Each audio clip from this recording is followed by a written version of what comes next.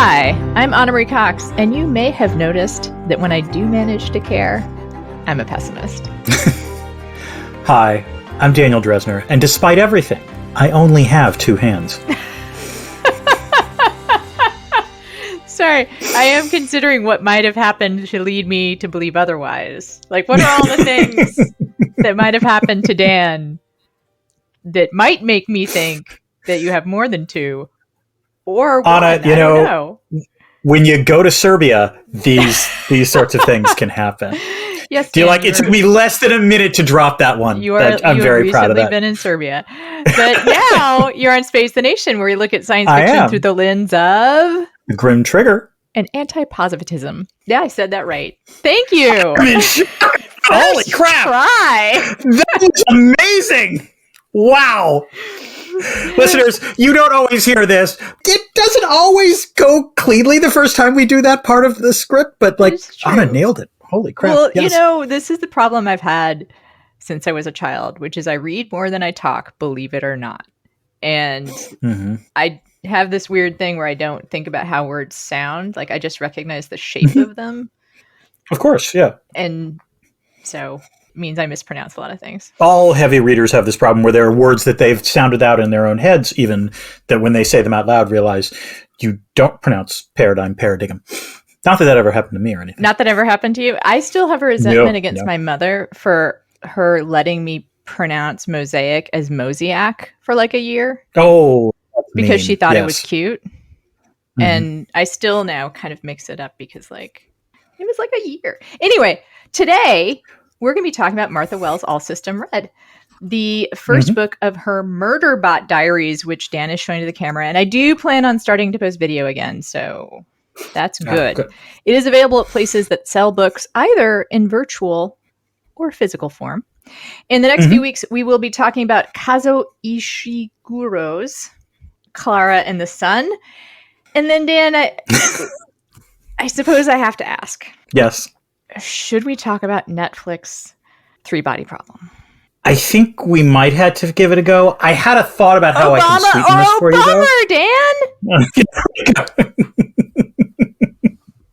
Dan. That's one way of thinking about it. The other thing is we can throw in a potential Schlock or Awe episode. We could actually visit Madam Web.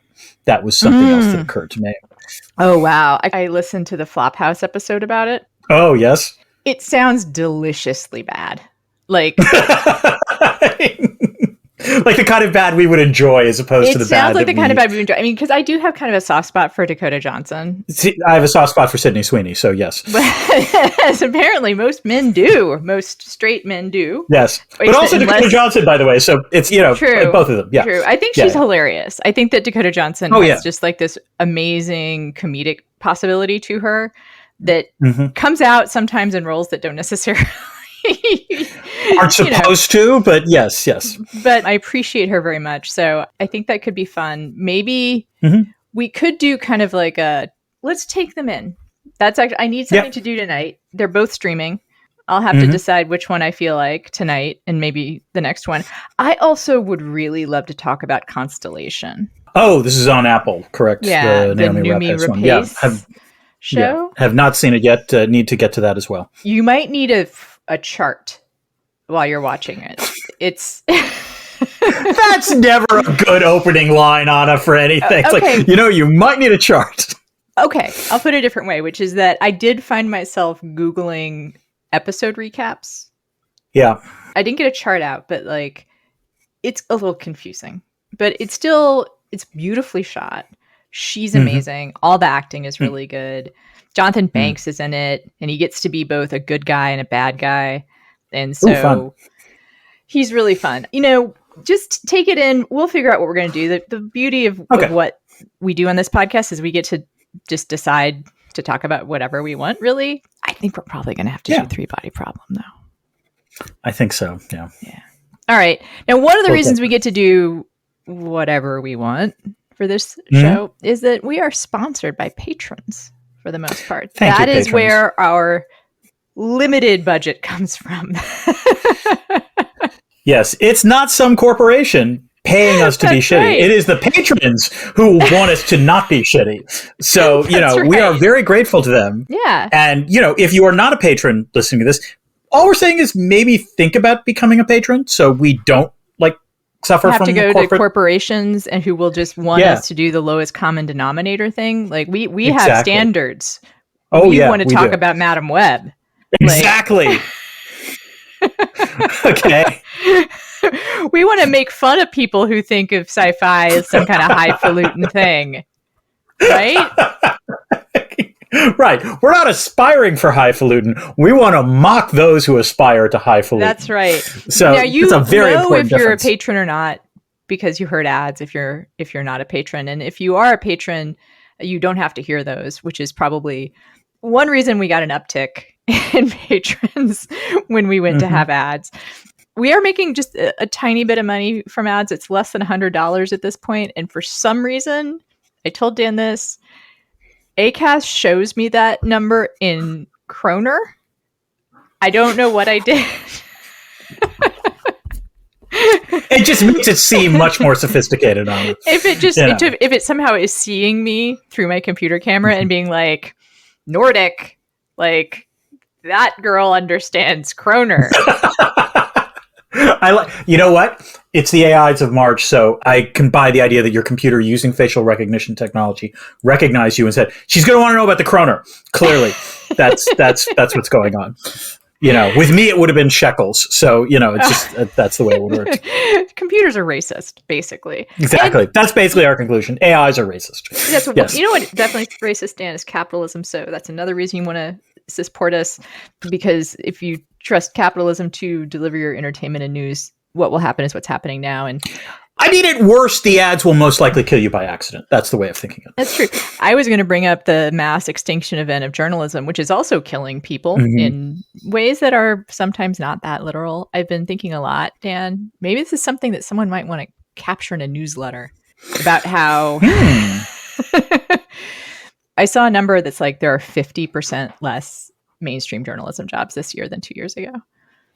Like, given like the number of outlets that have completely shuttered, Yeah.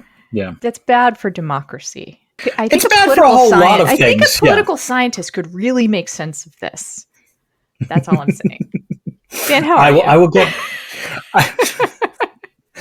I'm not a journalist, so I guess better than you on it. I hate to say this, there you go.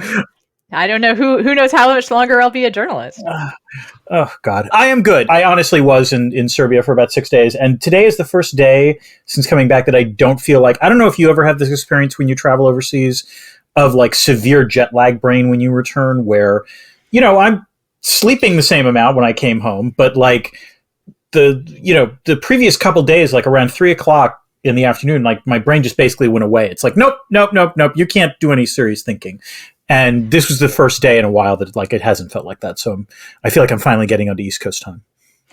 I had that experience when I was going through my chronic fatigue issues the end of last year of my brain just being like, I've told you, and I was fortunate to have it mainly be a side effect of like going through a bunch of med changes, that I have a different understanding of what the experience of chronic fatigue is now. Because it's not being tired.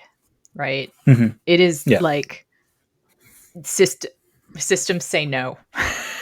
All systems red almost. Yes. That is what I'm saying. Like, it's just like, nope, you cannot do the stuff that you want to do anymore. Like, no, you need to go and recharge now. Yeah. Yeah, exactly. Except it's a disturbing experience. Yeah. And what was happening with me is like, there was no amount of like sleeping that made it better. I am glad that you are feeling better.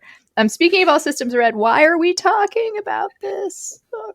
So that's kind of a good question. I mean, this is part of our AIs of March, which focuses on AIs that usually, identify, I guess, as female. Our idea was that it would identify as female to celebrate the AI part. I do need to Women's Month part. Yeah. Right. But I do need to ask in this case whether this technically qualifies for female-themed AI, because the SEC unit, which is, I was all set to nickname them Molly Murderbot for obvious reasons, resolutely does not identify as female, does not identify as any gender. Yeah. I think this fits in because another way to recast the AIs of March is as sort of non-male. Which Murderbot definitely is. So that does work in that sense. Like that's fair. In the 12-step meetings I go to, that some of them we used to be classified as women only meetings. Many of them have switched to non-male. Like, as a way of distinguishing, the lived experience of someone who goes through life as a man versus basically anyone else. Right.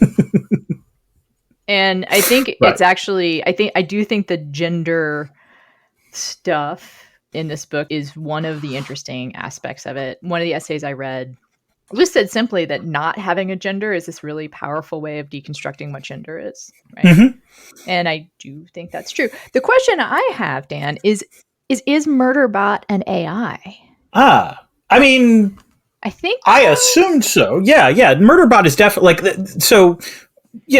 Murderbot is sort of a combination of artificial intelligence plus some organic components, and clearly those organic components are tied into Murderbot's brain. But I always thought the brain was decidedly synthetic, as it were. That was my interpretation. Yeah, I mean, I suppose more will be revealed if we continue reading, and I do think I'll probably continue reading the series.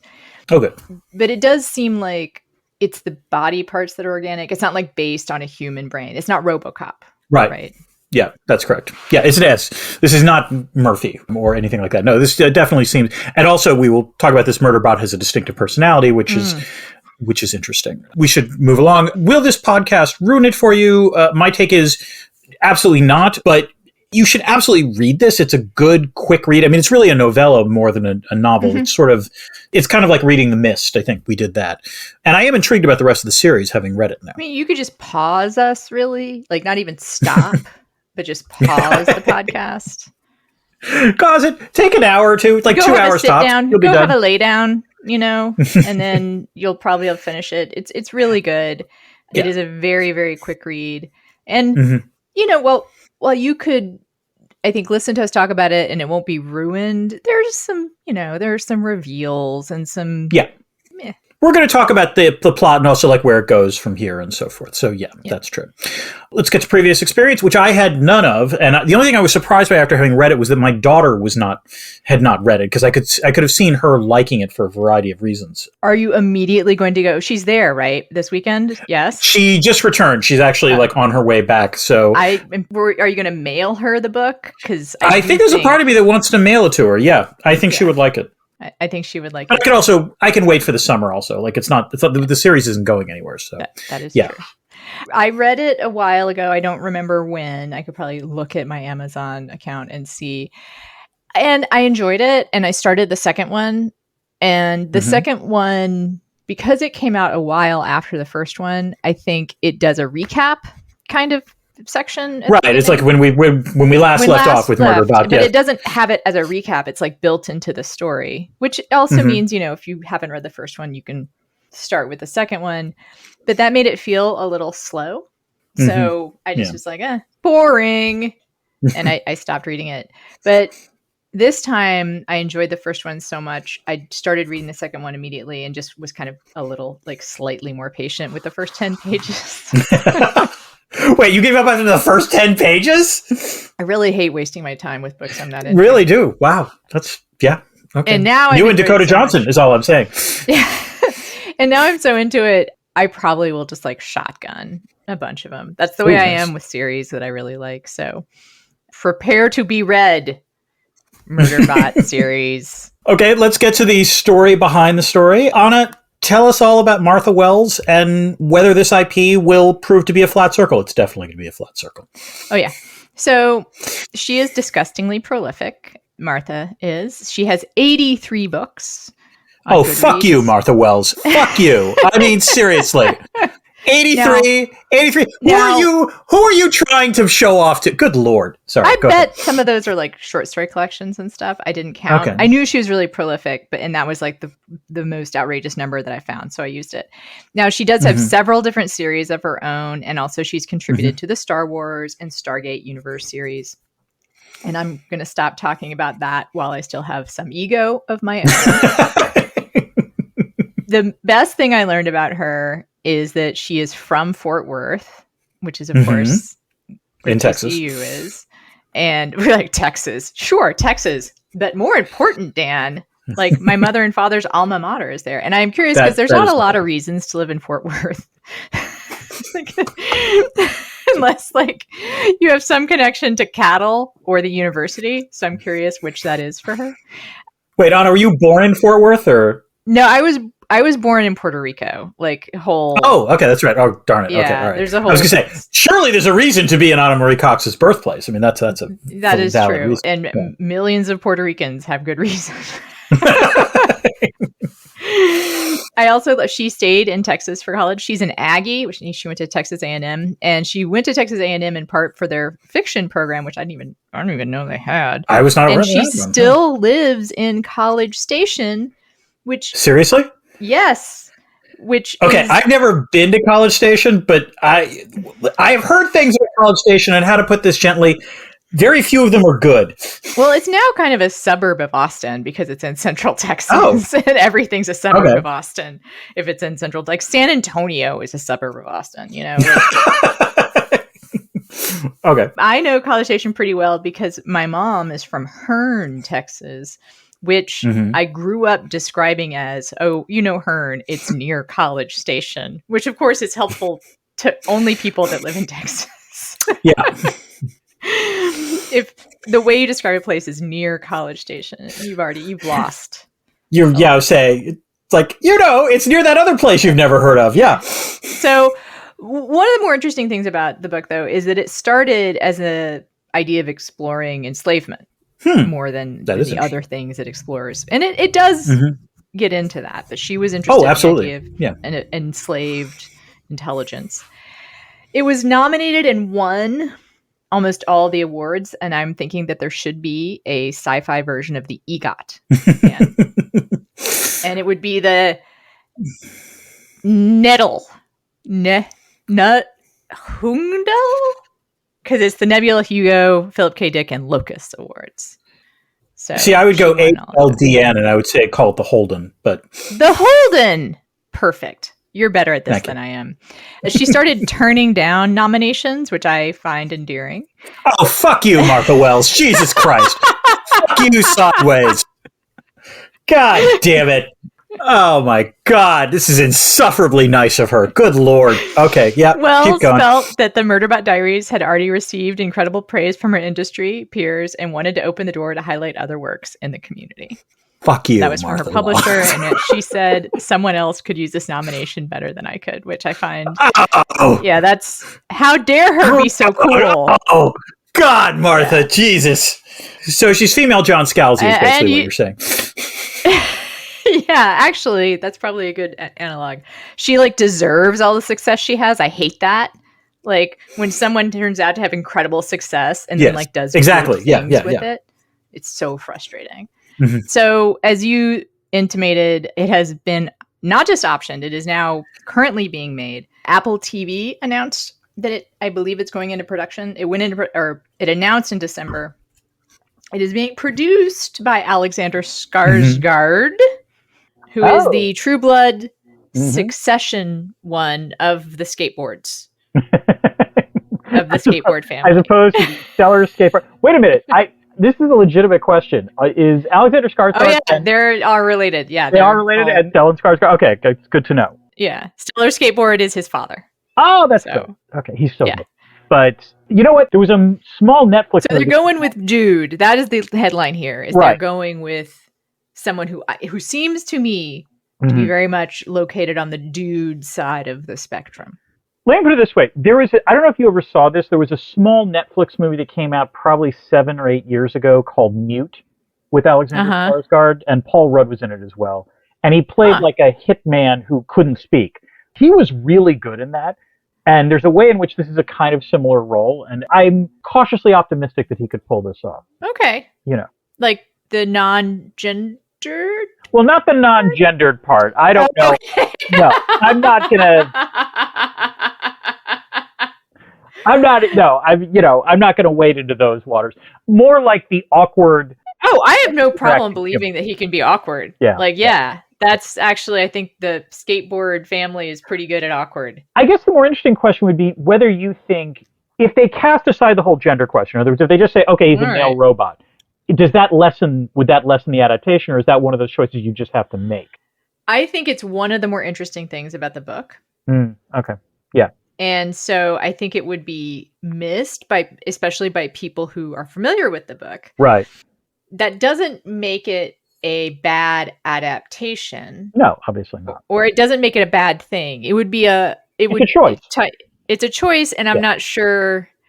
It's like one of those things that I think it'd be missed. I think, because I also think it applies to the story, right? Yeah. Because it's one of the ways that makes Murderbot kind of alien to the human experience, or alien to the experience of most people. This is going to sound weird, but let me put it this way. I don't have a problem, just because of I understand why, if they assign Murderbot a male, type in the movie or TV show, whatever it is, that makes sense.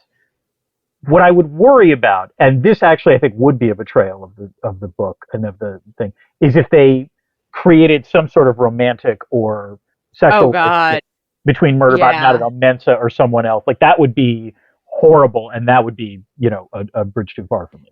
Or made them less spectrum-y. Yeah. Well, we will get to that. Yeah. All right. And then there's a bunch of other people who have been attached to it, none of whom have names that I recognize, except for it's going to be produced and directed by Chris Weitz and Paul Weitz, who, of course, are most famous for the American Pie movies. True. But also Star Wars. That's true. But I think it's funny that, the American Pie guys have become this. Have decided to make a TV show featuring hopefully an asexual character in the protagonist. Yes, exactly. Yes. All right, let's get to Chekhov's What's It. This is the thing that often appears in the first act of a novel or TV show that winds up being somewhat relevant towards the end. What do you got, Anna? Chekhov's distress beacon, Dan. That's good. That is good. Yeah, definitely plays a role. For me, it's Chekhov's Sanctuary Moon, which is the name of the, I believe, space soap opera that Murderbot is obsessed with. Which, by the way, I actually kind of wanted to know a little more about that. Like, that was something I was kind of curious about. I find it amusing when we're like, we're going to talk about more of this later. We're going to talk about this more later, but I'll say, this is a little bit has to do with the gender stuff, which is when people have attempted to decode Murderbot's relationship to gender, the obsession with soap operas has been something people kind of put on the side of like a more female thing, which... Oh, that's funny. That is not how I thought. I guess. But wait, I think there's two ways you can look at this. The soap opera part, yes, you're absolutely correct. On the other hand, the obsessive must-watch everything fanboy thing, a little bit male. Yeah, and also a little autistic-y to like watch the same thing obsessively over and over, she says, after being on her 5th round of The Office, which I only watched the Michael Scott years. I've made that clear. It's the only years worth watching. Okay. After he leaves, I experimented last time with going through, and there is like, you have the Idris Elba, and James Spader episodes, and now I'll stop talking about it. Let's get to the plot, Dan. Okay, we do this in jacket blurb style as we do with all our other novels. Well, this one would have been pretty easy to do normally. Have you ever had a job where you just want to half-ass it? Well, meet our protagonist, a security unit or sec unit that calls itself Murderbot. It was created with a mix of artificial and organic components by an unnamed company to provide security for human terraformers. Unbeknownst to either the company or its human clients, however, Murderbot has disconnected its governor module, meaning that it has a lot more agency than the other sec units. And what does Murderbot most want to do? Just watch the space soap opera Sanctuary Moon and have as little face-to-face contact with humans as possible. And in no way, shape, or form do Anna or I identify with that kind of instinct. It doesn't even bother reading the background info of the humans it's obligated to protect, lest the company learn its full agency. While Murderbot might want to just Netflix and chill, the universe forces it to pay more attention to its job. While protecting the Preservation Alliance security team, led by the emotionally intelligent Dr. Mensa, Murderbot discovers that information regarding hazardous fauna has been deleted from their planetary survey packet. Further investigation reveals that some sections of their maps are missing. Plus, the autopilot mysteriously shuts off while on one of their hoppers. And then the Deltfall group, the other survey team on the planet, goes silent on the comms. As Murderbot's humans process these negative shocks, they start to suspect the intentions of that corporation that provided them all their gear, including the Murderbot. But the AI suspects that something else might be afoot. At the Deltfall habitat, Murderbot finds everyone brutally murdered and then has to defend humans against reprogrammed sec units. Murderbot is wounded, and as it's fixed up, the humans learn that it has disconnected its governor module. As the Preservation Alliance survey team and Murderbot learn to work together, they all have to overcome their wariness towards each other if they want to survive on a hostile planet armed only with their wits and their shitty corporate gear. Anna, does that about sum it up? I think so. I mean, the thing is, it's such a short book. It is a novella that to say more would give it all completely away. Right, exactly, which is what I, didn't want to do. But we're going to have spoiler alerts, obviously, to some extent here. But this leads to our next segment, which is, how is this science fiction different from all other science fictions? What do you want to talk about, Anna? Well, we've mentioned this, but it has a autistic main character. Yeah. Which... Well, that's been debated. Is unusual.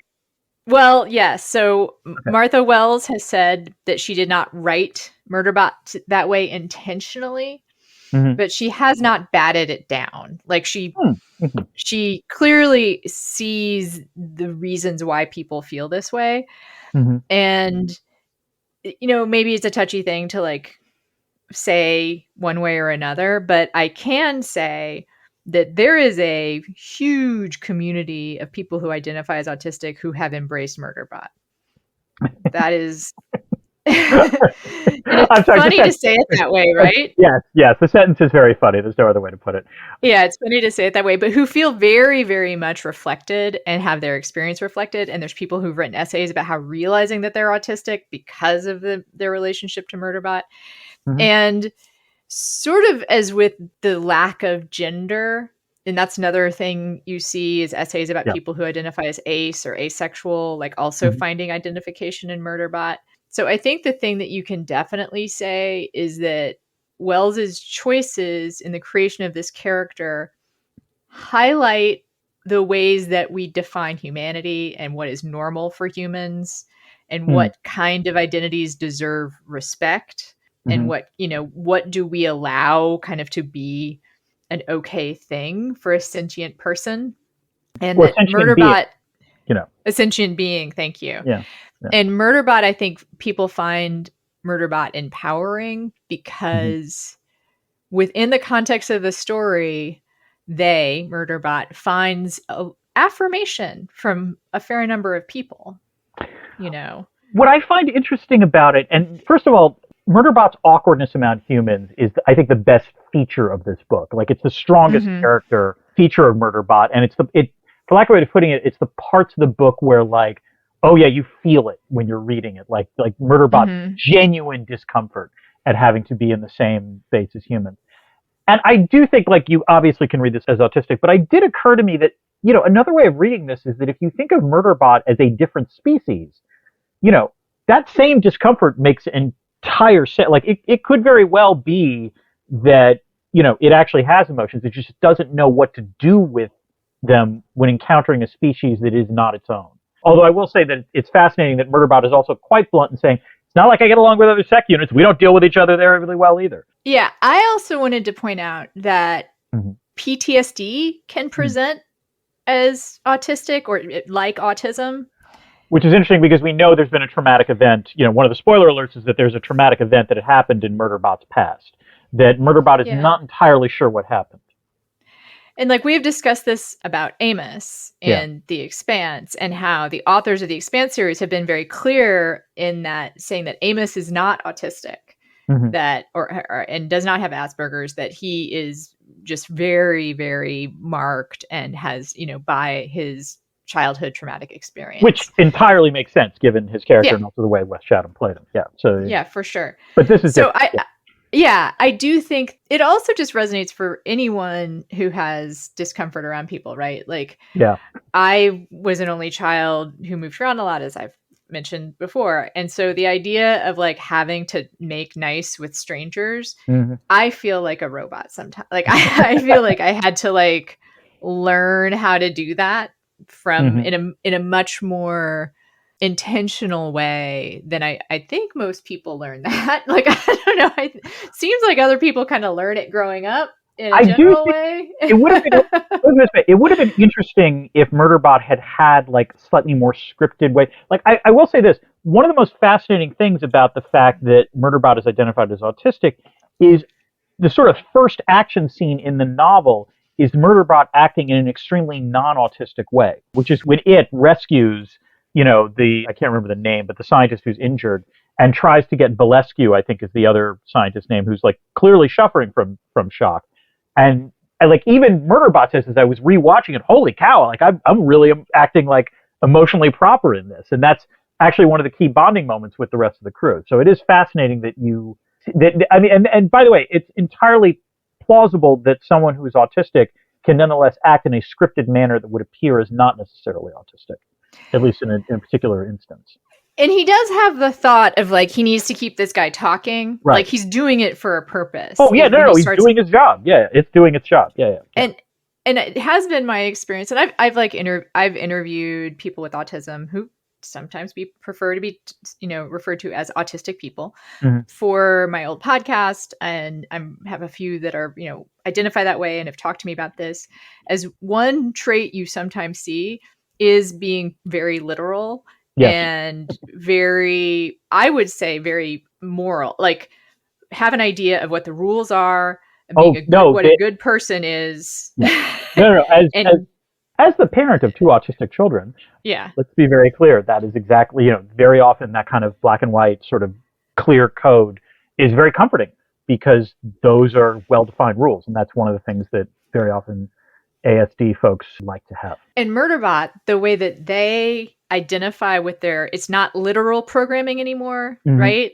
Yeah. It is just the thing that they attach themselves to and feel comfortable with. Right. But also, and this is what happens in book 2, is that they realize, oh, I want to do this. Like, I like continuing to protect the people that have. Yeah, I mean, in this book, Murderbot is doing that, I think, in part because it does have a sense of ethics, but mostly it's because, at least initially, it's because it's aware that if it doesn't do that, their agency is potentially threatened because it will be revealed that they disconnected their governor module and so on and so forth. Yeah. But one of the nice things about the book is the way in which Murderbot does develop, attachments, genuine feeling of friendship, I think, towards the human team. And then doesn't know quite what to do with that. That's correct, yes.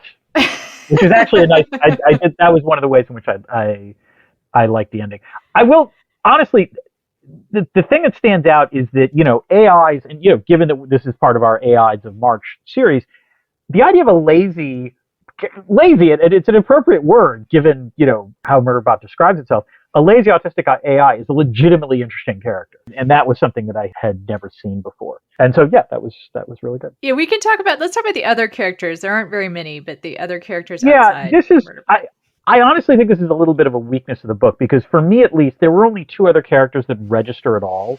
There is Mensa, who is the sort of human leader who is super emotionally intelligent. And in some ways, it's a great, like, Mensa's theory of mind is so good that she is able to anticipate what Murderbot must be, sensing at various times and is able to make Murderbot, much more comfortable dealing with everyone else. And so there was a moment where I think, Murderbot says, my heart melted, towards her. And I was like, yeah, that was earned. And then Garathan is the human who has an augmented AI and is the most suspicious of Murderbot's intentions. And, was a good asshole in the book, I would. And there's some meaning in his arc and the relationship that he has with Murderbot when they reach some kind of like accord of sorts. Yeah. Right. And Murderbot recognizes that, which again demonstrates, a growing amount of emotional intelligence.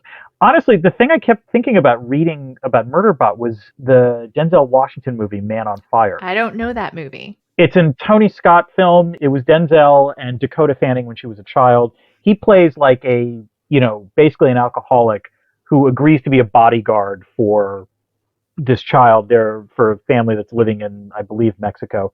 And he's basically upfront in the sense of like he's cheap because he's a drunk. Like, he can basically he'll do his job, but he's not going to do a ton more than it. Of course, it being a Denzel Washington movie, you can imagine what winds up happening as a result. But like at least the start of that movie, the idea is like he's just putting on a show in terms of security, and in some ways, that's what Murderbot is doing, at least initially.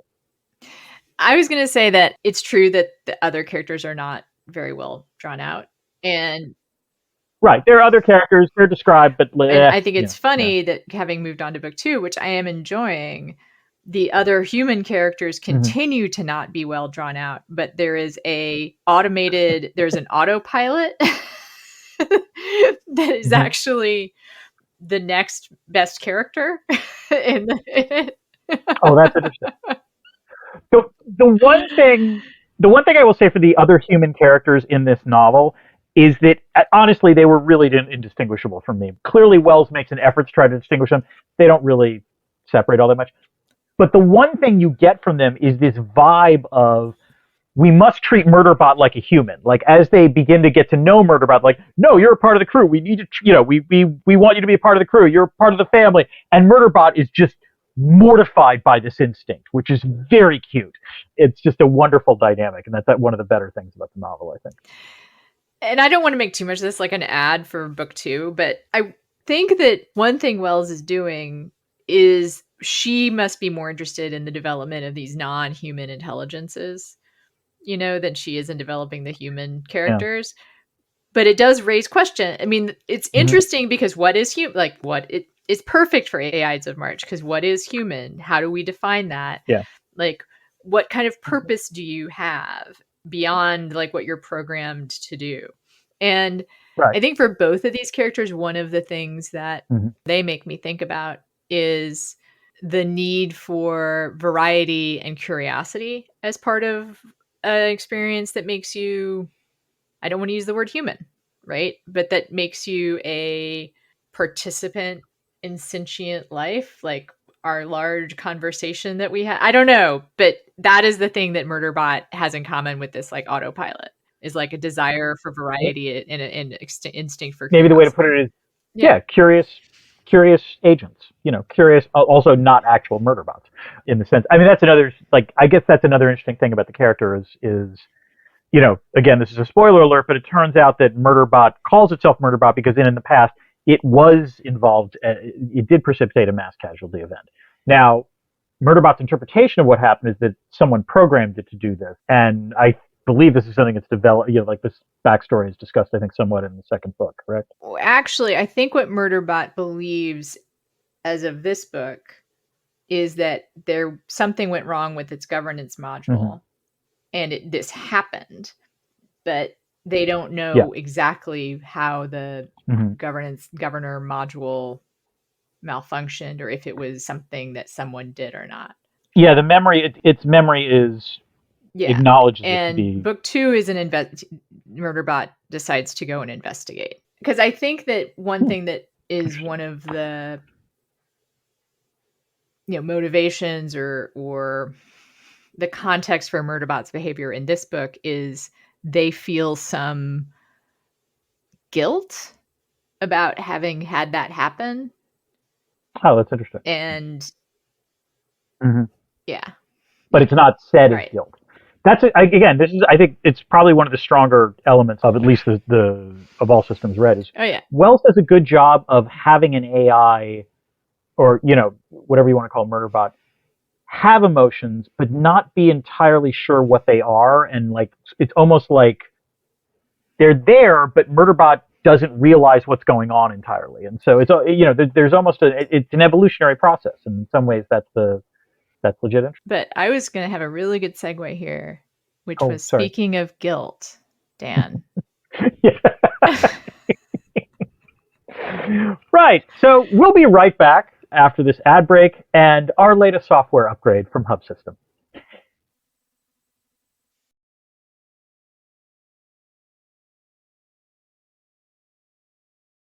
All right, Dan, we're back. Yep. I have a question for you. Please ask away, Anna. Is there IR in this book? You know, Anna, it sure is nice working with a human smart enough to ask me this question. And you probably already know the answer, which is that, of course, there's a little IR in this book. Although, honestly, there's not a ton of it.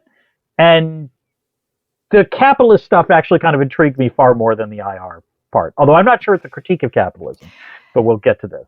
You know, one obvious thing is that, you know, on this planet where they have been sent, this is a world literally defined by anarchy. It's, you know, there's only really 2 or 3 groups, as it turns out. And in a world defined by anarchy, you know, actors have incentives to misrepresent their capabilities. Murderbot certainly does this. Murderbot doesn't want anyone else to know that it actually has more autonomy than they realize. The villainous group called Grey Chris, I believe, also is trying to not necessarily represent what its abilities are. And so the book does extremely well on the sort of imperfect information part of threat assessment. One of the fundamental aspects of international relations is that even if actors could cooperate, because they cannot be entirely sure what other actors are thinking and doing, there is a natural tendency to fear what the worst could be. And the book literally, you know, says that. Like 2 quotes, which I love, was Murderbot describing other sec units saying, "We can't trust each other even if we work together," acknowledging that, you know, they have no idea necessarily if they're not going to be on the same page. And I think Murderbot at one point talking about Grey Chris says, "They don't know we've theorized their existence," which is a great sentence. You know, just sort of, I love that. I love as a social scientist, it was like, yes! I was going to say, that to me, not as a political scientist, I could understand why political scientists would go nuts for that sentence. That is a fantastic political science sentence. That's all I'm saying. That was wonderful. I also like the sort of fighting tactics for Murderbot, which totally made sense. And again, this was economical, but like there was no need to be clever in terms of fighting. You just throw your body at whatever the threat is because all these systems can be regenerated. I mean, basically, as we understand it, Murderbot, you just plug Murderbot in and whatever damage it suffered will be repaired, you know, after then recharged. But that said, honestly, the most interesting part of this was the international political economy for me. Particularly, this might be the science fiction thing we've read that has the most mentions of bonds. Yeah, that's true. Like, I just fucking loved that. Like, basically, and this was Murderbot's primary point because the humans are suspecting the corporation of malfeasance. And Murderbot doesn't have any illusions about the corporation. He's aware that it's a shitty corporation.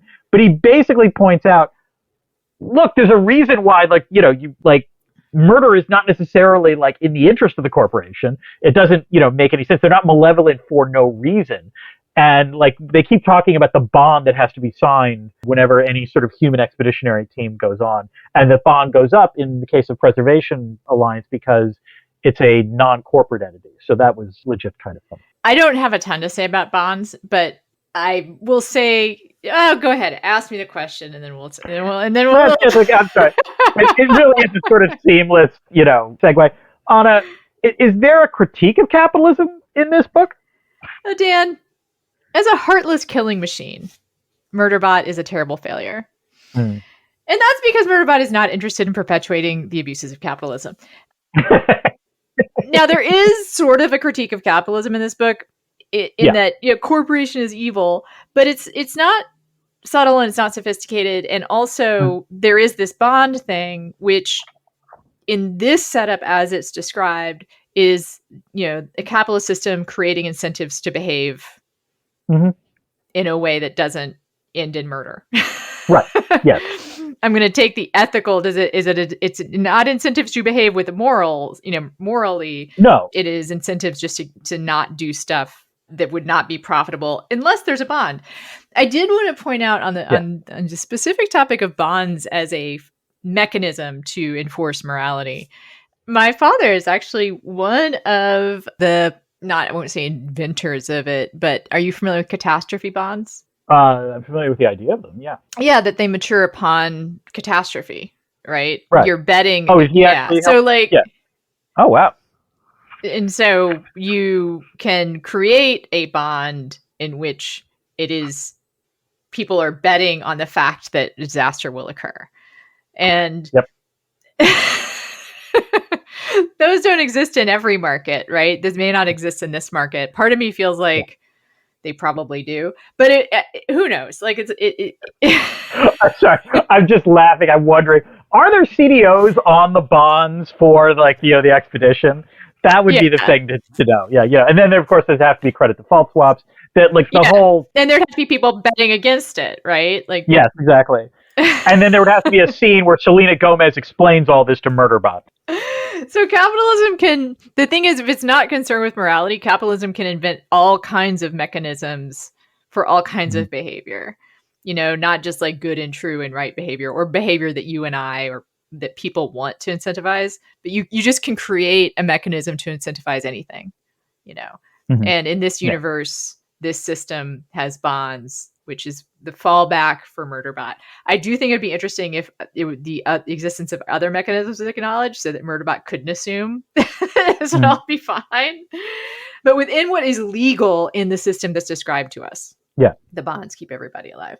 I do think we already talked through some of the stuff about gender here. I do think that's that, and the ability to use the word interface with humans is the stuff that's the most interesting to me. And it's what I admire about what Wells has done is she's made that the grounds of the most humor in the book. Yeah. And it's where the ideas are as well. And the other thing that really makes this work, and this is why we're not talking about capitalism anymore. We are into just whatever, I guess, at this point. Is there gender in this? Well, no, what I was going to say is that the trick that she's pulled off here is to make the places where the big ideas are the most fun. Yeah. No, that's a good way of putting it. Yeah. Which is a high level of difficulty. Right. No, one of the odd things about this novel is that the actual plot reveals are not terribly interesting. In fact, the final plot reveal was actually mystifying to me. So it turned out, again, this is a spoiler. So it turned out that there were archaeological ruins on the planet, which meant that there would be a excavation, which meant that this Grey Chris team was then going to excavate it. It actually doesn't make a ton of sense. But yeah, the deeper ideas on what Murderbot is, were far more interesting. It's the squeak of metal. It's time for Discordant Notes. This is where we take questions from our wonderful patrons from our Discord channel and answer them within the podcast. This week's question is from Shuggoth. Why was Murderbot programmed to feel pain? My answer to this is to avoid too much self-inflicted damage. They do take risks. Yeah. But pain perhaps keeps them from being completely, having some thought towards self-preservation, which, you don't want to be completely destroyed. That's bad too. That seems good. I have two other possible reasons. One would just be to avoid pure sociopathic behavior. I mean, an entity that feels no pain would, of course, it would be impossible for them to potentially have any kind of empathy towards others that do feel pain. The second and much more banal explanation is that it would been more expensive to do that, maybe, and that's certainly not what the corporation would have been interested in. Yes. Do you like how I did that? That was a good capital. Yes, cost-benefit ratio seems very logical. I did find out from book 2, the organic material is cloned organic material. Oh, okay. Well, that's not terribly smart. And if you were wondering, as I kind of was, what the face might look like, because do all faces look alike? Is there a standard sec unit face, which seems like that would be weird if they all looked alike? It's apparently random, but based loosely or in part on the genetic material, the cloned genetic material, what's available from the cloned genetic material. So it's a singular genetic clone material that a Murderbot would have. It's not like they would mix and match, as it were. I think each Murderbot has the cloned. I don't actually. So now we're going to get to the limit of my knowledge. I'm just going to. We're in. Wait! It's emergency pieces of Murderbot. Yes. Or that too. Yeah. Or beacon, distress beacons, pieces of the distress beacon. Yes, my thing, I guess, one of the things was not understanding exactly like what they look like or how they would come to look like the way they do. And I reached the limit of my knowledge in trying to explain that. So what do you got, Dan? Not a ton. I've only got a few things. One, I did like at the opening, Murderbot just constantly saying blah, blah, blah in response to instructions. I like the idea of Murderbot yada yadaing its way through, what it found to be instructions that were distracting. I also kind of imagined Murderbot somehow having like the teacher voice from the Charlie Brown show, like going through its head. So that, I don't know, that was just very, wah, wah, wah, wah, wah, wah. I don't have very much here at all because it is such a brief book. We've talked about so much of what there is to talk about. I am excited to read more. As I said earlier, I think that I'll probably go on a little spree with these. Oh, I remember what I was going to say. I love how much Murderbot loves thrillers. And I love that makes a difference. And that helps them know what to do and to solve the mystery is they're relying on the noir that they've watched. I like to think that I could do that's another way that I identify with Murderbot is that I was dropped into a situation where I needed to solve a mystery. I could do that. That is I could land a plane if I really needed to.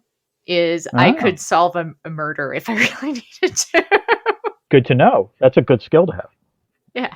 The last thing, and this just occurred to me as I was like reading the book because, again, Murderbot loves these sort of space soap operas and again, the sort of shitty corporations that are constantly referenced. I'm actually a little surprised in this universe, in the Murderbot universe, that excavation teams or colonization teams don't try to finance themselves through reality shows. In other words, like if they conducted an exploration, they would also agree to have everything filmed and then aired somewhere. Like that would be a way they could develop sponsors. I'm actually kind of surprised that would be an interesting innovation. As someone who's tried to write science fiction, I will say that sometimes you can only have so many big ideas per world that you're creating. Well, now I kind of want to write a book in which there's a colonization sponsored by a reality show. That would be very funny. Yeah, that's called Survivor, right? It's All right.